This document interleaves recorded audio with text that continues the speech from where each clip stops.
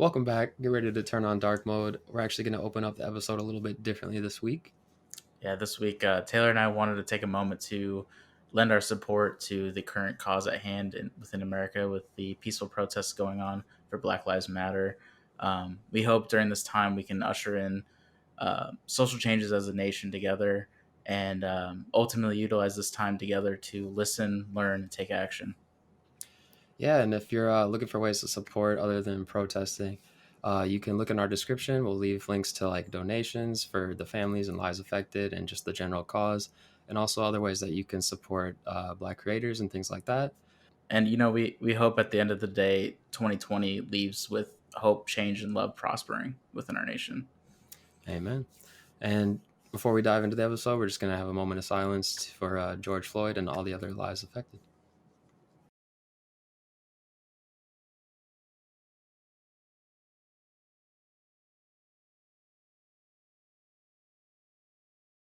So in a normal episode, we usually would run you through like all the game news and tech news that's going on, but a lot of it's actually been delayed to focus on the current things and the situations going on.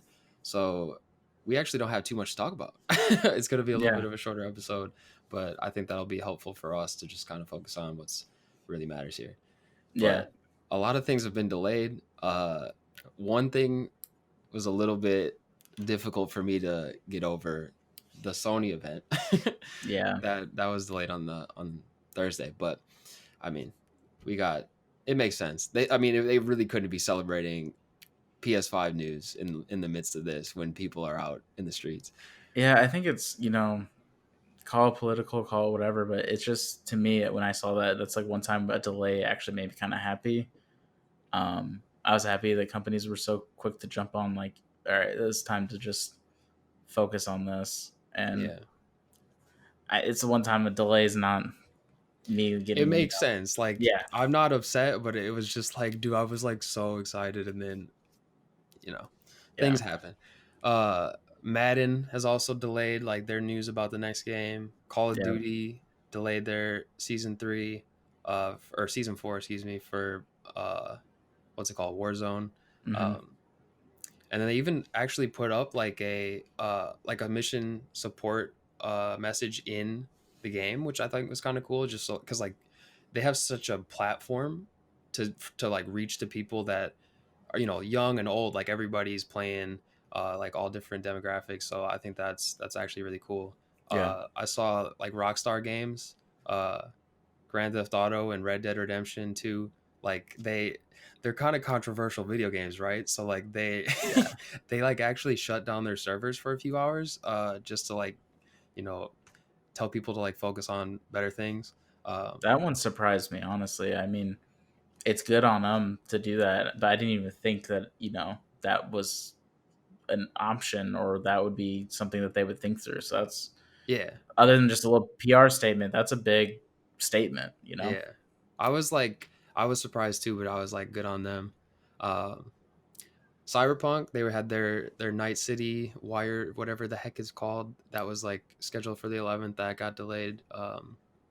So yeah, I mean a lot of game companies and tech companies have been showing their support too, but like this is that summer of games start that was supposed to kick off. So I think it is the smart move to kind of just like delay those celebrations, because that's what they are, and for people to be focusing on like new releases and new things when you know Yeah. I'm glad it's what's happening is happening.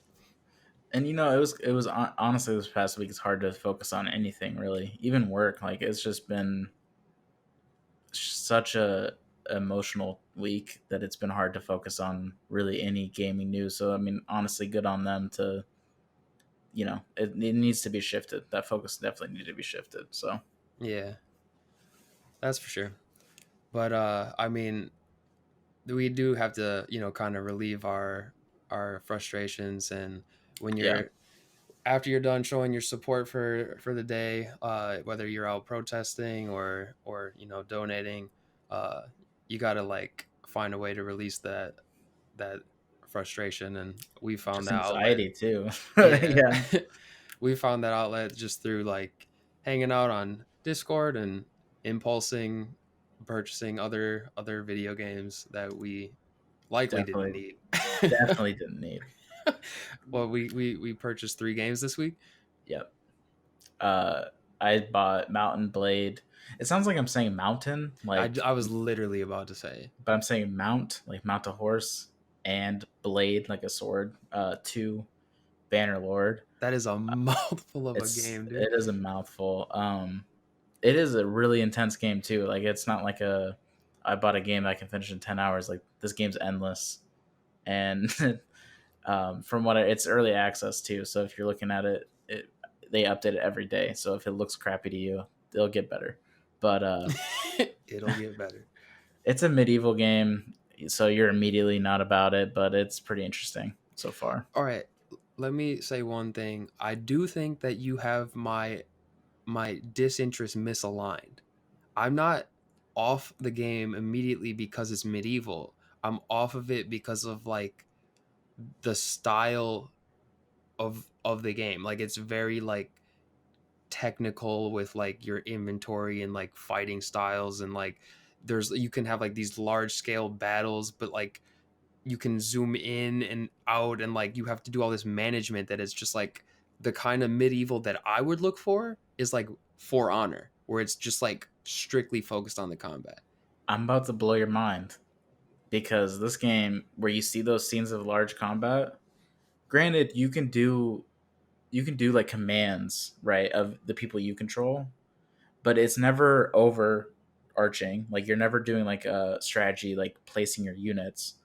It might be you hit F1 and you're just telling them to charge. You're not actually controlling them.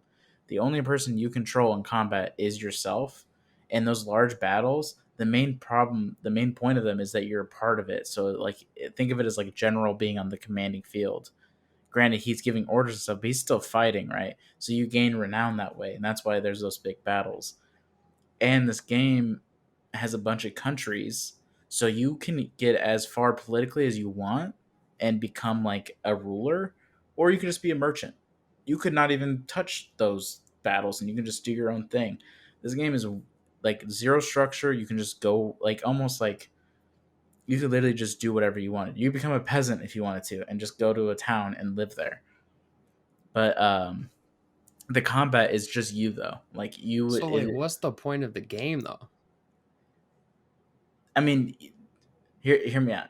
It is open ended and you can do whatever, but like there is a structure where you could go the route. They try to point you towards the route of becoming a noble and be taking in like villages and stuff like that, and working that way there. But it's still an early access game, and a lot of these games are that open ended world that you just live in, and it's supposed to be a game of like giving context to medieval times and being realistic in trading, diplomacy, random events like getting captured and kidnapped, and all these different things, and looters, managing your weapons. Those things don't. I can already hear your wheels turning of like just being off that part of the game, but like you can go as far in depth as you want or out of depth. You could, instead of trading, you could just become a warrior for hire that becomes a noble later on, join battles, fight, become like you can do all these different things. Um, so the combat system is truly you. Like you have to focus on yourself. You might command here and there your people that follow you, but ultimately, at the end of the day, you're looking out for your own skin.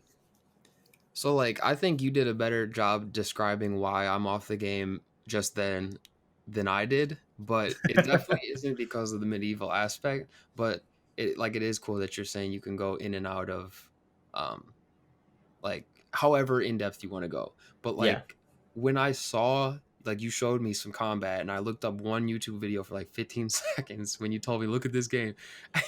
Like the combat isn't that fluidness that I'm used to. So like usually when I play a game that is combat focused, like that's what you're doing. If it is like swords and stuff, I do want to have like some sort of like auto. no, not auto. Like I guess I didn't see the full length, so like correct me if I'm wrong, but like can you like upgrade your like is there any sort of skill tree? Let's just say that. Their skill tree is intense, and Okay, also that's too much. It went extreme with it. I just want like okay, I unlocked a new move type. Like, because You when I saw do. you, you were playing with your little stick. You had a little lance. He was just like this. Like, that didn't look fun. So you so granted what you saw was me playing at level 1. Like I just started the game, right? The skill tree is really interesting because it doesn't just automatically give you like the perks it have whatever, and basically you can put focus to certain elements like one-handed, two-handed, trade, stewardship, and those focus points don't just unlock things for you. Basically what it does is it increases your learning rate, and as you in the world utilize those skills you gain points in them. So once you unlock those, like basically look at it as like a timeline. And if you have a better learning rate, you have better amount of perks. They're all in the line. Like the better ones are at the very end, but they're all spread out. Your learning rate goes up, so now you have like access to 3 rows of perks. But in order to get those, you have to get the skill points by utilizing that skill in the real world. So if you're like leveling up trade, you actually have to make good trade deals, and you'll see as you make bigger and better ones, you'll gain more and more skill points. So it doesn't just give you the perks, but those perks actually help out a lot. Like for instance, I just unlocked one for one handed, where my shield bash, which is like your E, pushes them a certain amount further, or it increases its efficiency basically.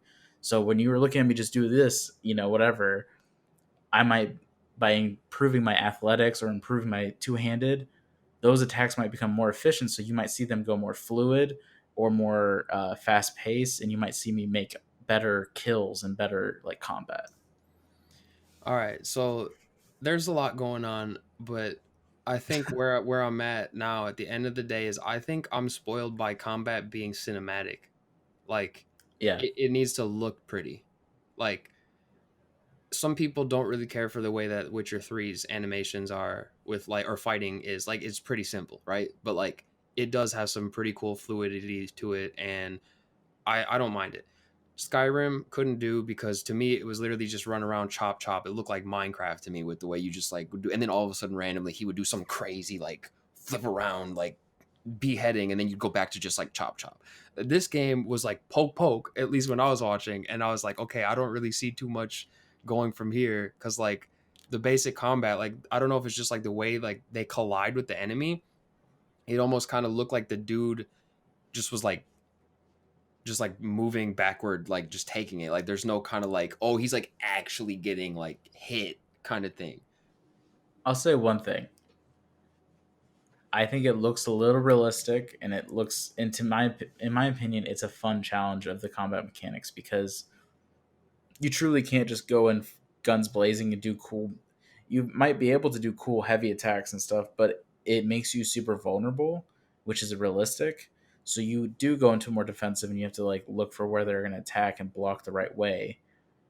But I will say one thing: the ranged attacks in this game make the combat more eventful because, like in that practice arena, which you can go to and practice your skills and earn money, um, you could be attacking somebody, and then I don't know, that dude gets hit with a spear in his head, and just he like it's like abrupt. And the motion of physics when you do get hit, when you finally do like get a headshot or you land a hit, it is super satisfying because it's really hard. Like they don't make archery easy. Like you can't run and gun, or a spear or anything like that. But like it's also super satisfying to like see it like in motion and like actually affect the physics of the game. And you literally hear stuff like wave by you as like they miss. It's interesting. I'm really intrigued by this game.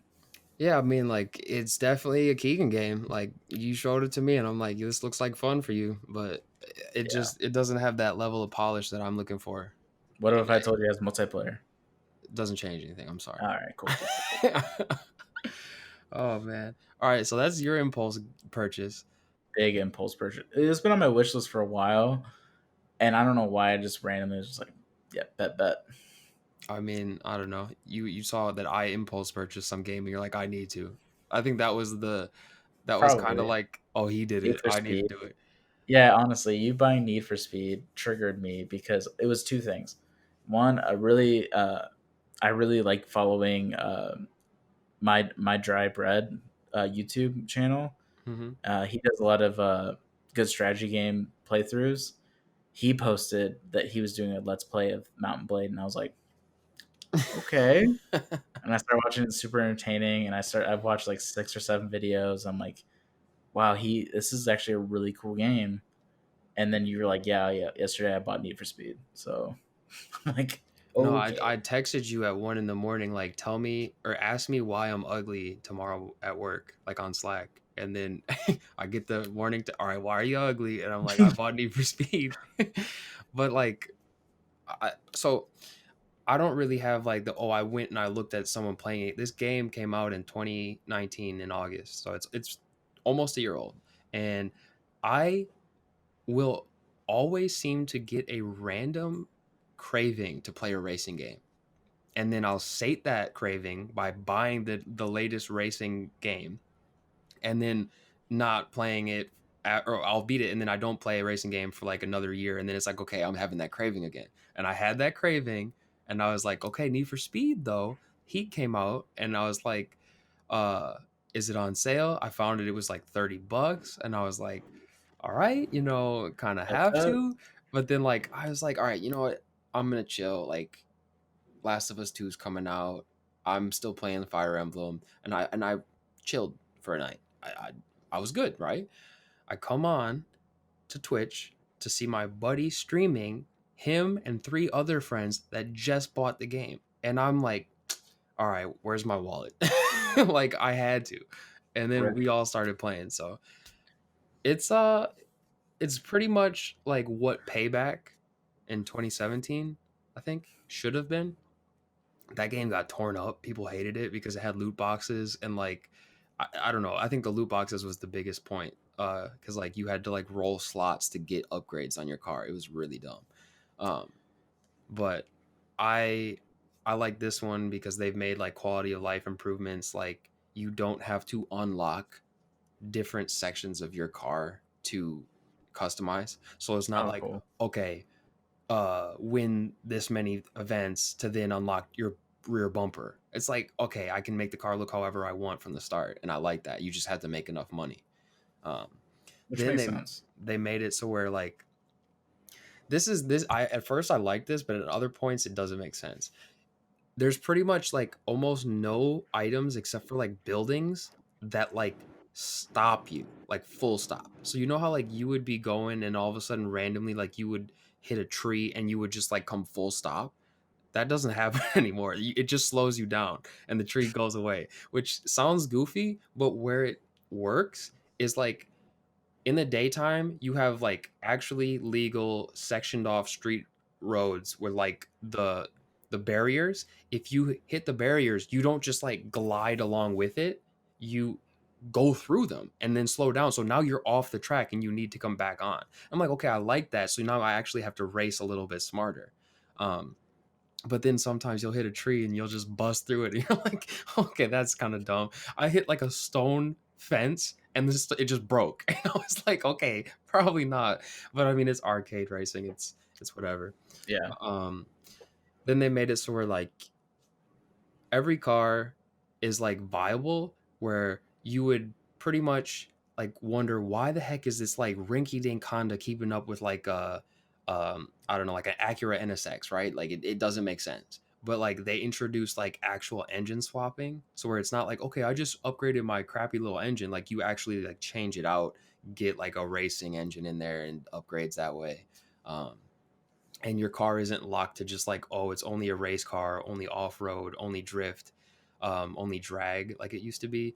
You have like a chart and it shows like where it's tuned to, so like you can make your car like a hybrid, which is kind of nice. But yeah, I don't know, I pretty much really like the customization aspect of the game because I can like make all these cool cars look nice, and then like the racing is just kind of like a bonus to me. It's like, okay, now I get to go fast in the car I just made. But um the game was like too easy for a while. I was playing it on hard and it was too easy, so I started using manual shifting mode.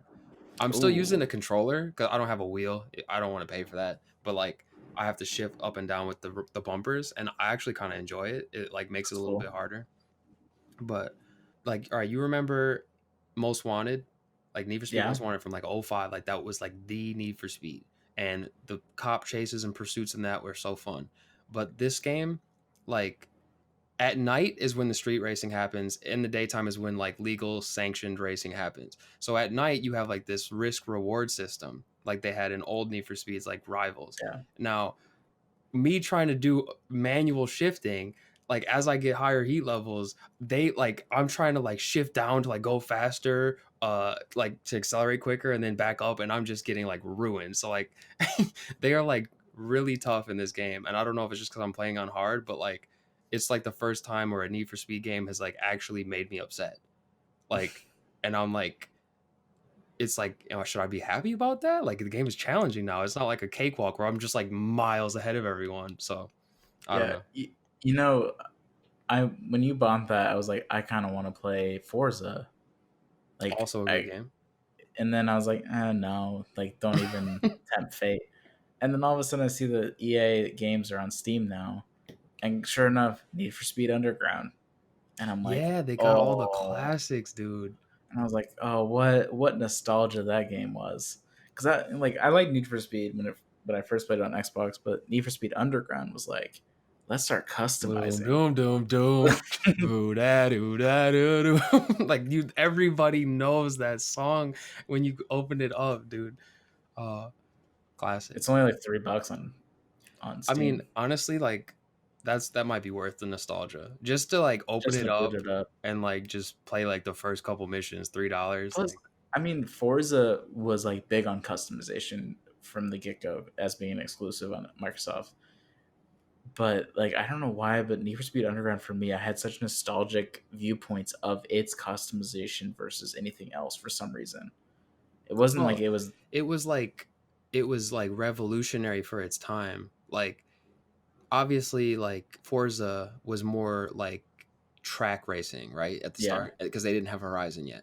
Need for Speed was always like that street racing aspect and like making like tuners and imports, and they like just like they hit it off there. They had all the popular cars, they had like neon underlights, they had I like remember you those. could Yeah, change the tail lights to be like chrome plated and like spoilers, and like you could put body kits on. I think maybe not body kits yet, I forget, but like you could change the bumpers and stuff and side skirts, like so much fun.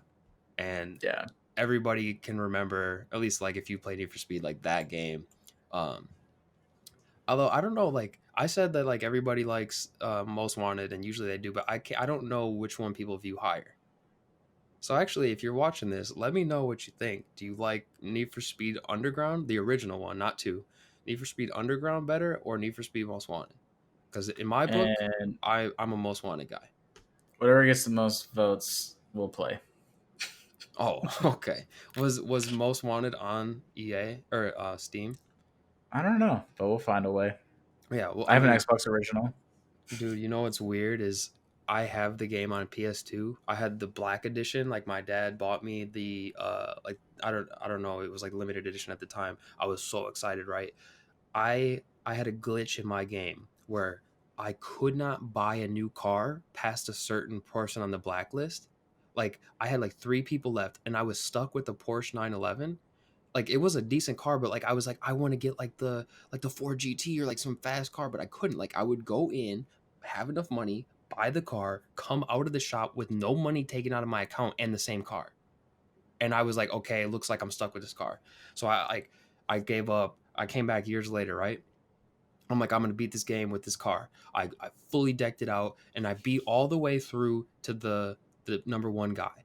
I was kind of struggling on him because my car was not really as good as his, but I beat it. But then the game consistently froze after the last event, like the last race, where you're supposed to go on like some crazy pursuit chase with like every person in the game and like escape and you're done, like that's the game, it would freeze and I couldn't do it. So I had to like look up the ending. I was like so upset. Like after all those years, I was like, I'm gonna finally beat it. Couldn't even do it. And I, That's to tough. people that might be saying, "Oh, just clean the disc," like, "Oh, I tried that. I took like the Windex to it, and you're supposed to like if this is the disc, you're supposed to wipe in outward motions, because if you go in a circle, like it can scratch it and do weird stuff, like outward motion. I did all the tricks, still didn't work.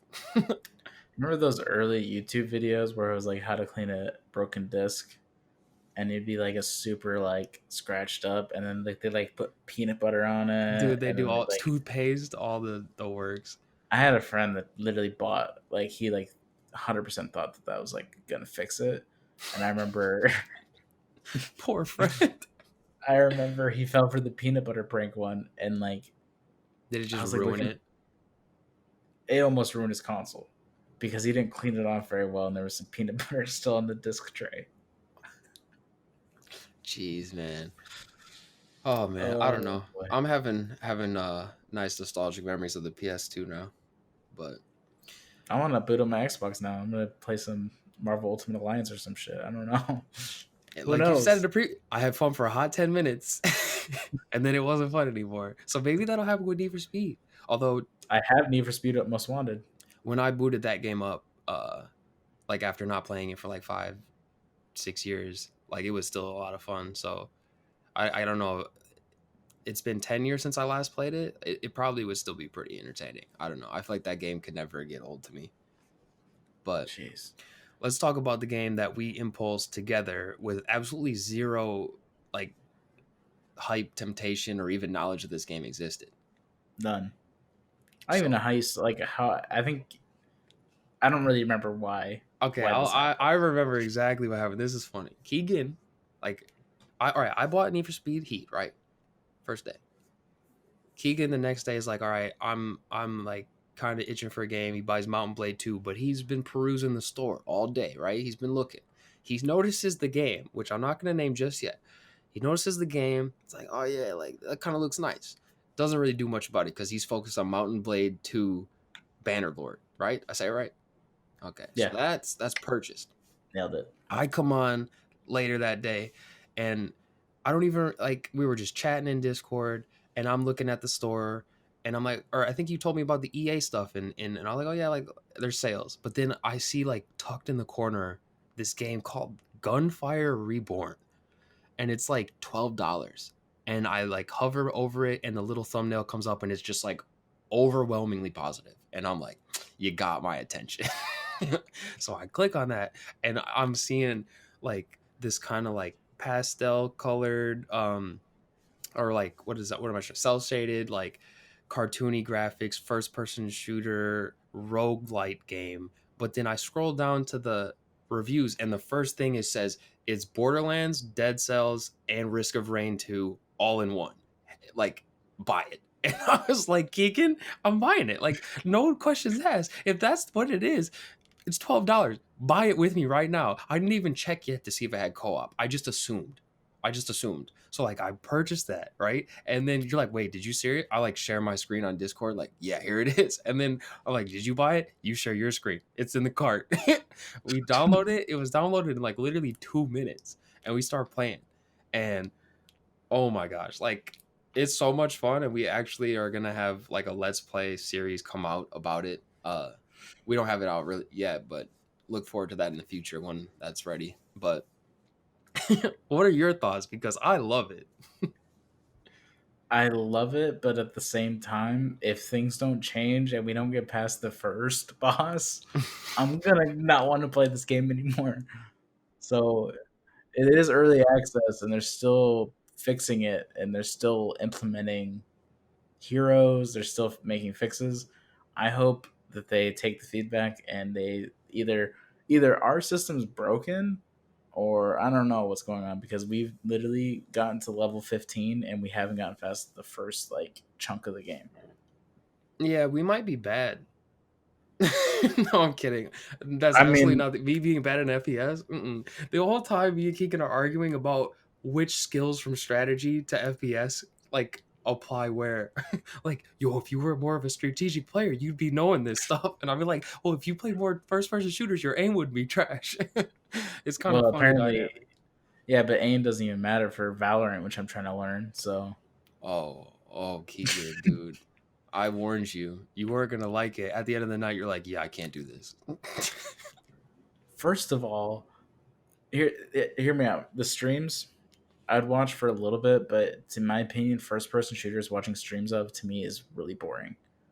I can't stand it. I don't really do it. Half the time, there's no eventful like skill shots or anything crazy happening. Half the time, it's usually you staring at somebody dying multiple times, That's fair. especially That's Valorant. I can agree. So to get the beta codes, I would like watch a couple like rounds and then I would minimize it so it would just be running. I didn't realize how many rounds are in one game of Valorant. So after it's like 6-2, I'm like, so Taylor, when does this game end? And then you tell me how many See, if rounds you we would have have to. watched for a little bit more, you would have known that it's 13 rounds. But I also had to tell you, like, Keegan, this is actually short because, like, CSGO is like over 30. Like, if you go into a competitive CSGO match, you can expect to be locked in for like about 90 minutes. And that's why I don't play it. Like, I can't. This game is a little bit better. It's under an hour at least, but like let's say it's about the same as a league game. I think that's why Riot made that way, because they made league minute games are like about 20 to 40 minutes. Okay, It's kind of but hear hard me for out. this game to be 20 minutes because you'd literally have to just get rocked or rock the other team. But Okay, 40 and minutes that's isn't unheard of. and let's put it this way. It feels like a long time because with at least with League, I can learn it quickly because I like those types of games where it's strategic and team based. This FPS, which isn't my strong suit by any means, but I'm getting better because I play more Warzone. I've been playing FPSs more frequently, and I'm getting a little bit better. The reason why Riot gets wrecked with toxic teams is I think it is because of how the length that you have to stay on a team with people, and after a couple rounds that you're just terrible and you're trying to learn the game and people don't want to help you, well, good luck. You got 10 more with these people, and you're gonna just be sitting there, and I think that feeds into the toxicities because you have to wait so long. With if you get stuck with a team that's just absolutely terrible to work with, I can see why people are like, "This is the worst community ever." All right. So I don't. Now, isolate those words and replace Valorant with League. I'm now that. I didn't want to get in the league because of the exact same reasons. Because nobody Yeah, wanted to help. Everybody's it's fair. toxic. You're stuck for 40 minutes. So you can surrender at 20, but like some people are like, "Nah, I don't want to do that. Why would you do that?" So like, I don't know, but like, it took me over a year to get to the point where I liked the league enough to want to play regularly. So I'm not saying that you need to take a year to play this game, but we It's only gonna take a played while. one match and it was a bad match. So that's not a good start. I played one match of League my first time and it was awful. And I didn't want to play again for a month. So we'll try again. It might get better.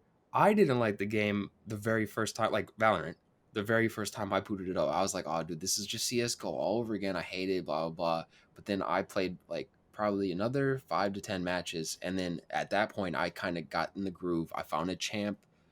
I don't know if they call them champions in this game. I found a I character know. I know that what you're talking I enjoyed, and yeah, because when you came in, you only had three choices because now that the game is actually released, they've locked half of them. Like you have to get them unlocked. Like in the beta, you could pick everyone, and then like when some people already had chosen characters, so like you could literally only choose between three, and then I chose you to be, I think Sage, like the support, just because like it was the easiest to learn for that role because the other ones were like entry fraggers. And I was like, Keegan, I don't think you're going to be busting indoors, headshotting dudes right away with this like excessive recoil. So I was like, about. Yeah. but I don't know. She wasn't the most fun to play, but we're going to hit it up again. Well, here's my problem. So her main thing is she's like, you can do the wall that protects people, right? But in this game, I almost feel like that ability, people nobody wants it. You got to learn when to use it, right? You always will piss someone off, right? Because somebody's always against you for some reason, right? Well, like me and Brett, when I played with him, he would like use it to like get me up to certain angles, so I had like a peak shot at heads like across. Like you can do stuff like that, and also you use it like defensively. So like let's say you're about to plant a spike, you just like push the wall up, and now they can't see you. You plant right behind it, like you will kind of understand later on like where it goes, but like Overwatch, you piss people off putting up May walls, right? Because May walls they get annoying, right? Even if you're on the Here- same team.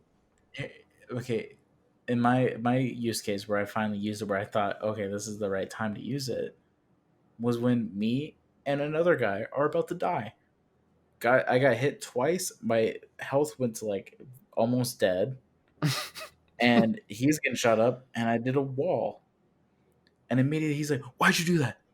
I had him." I'm like, "Dude, I don't know if you noticed, but we're almost dead, and we'll just go around. Like, clearly this way they had a high ground. Why would we?" And I'm thinking like the strategy of it. I'm like, we could just go around, but apparently time is of the essence.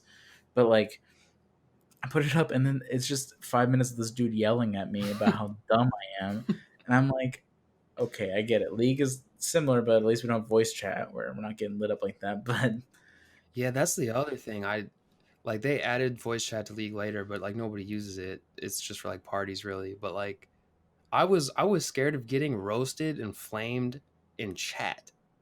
And that's like why I was like worried about League. So I can understand why with people being on comms, like actually getting irate at you, like that's a big turnoff.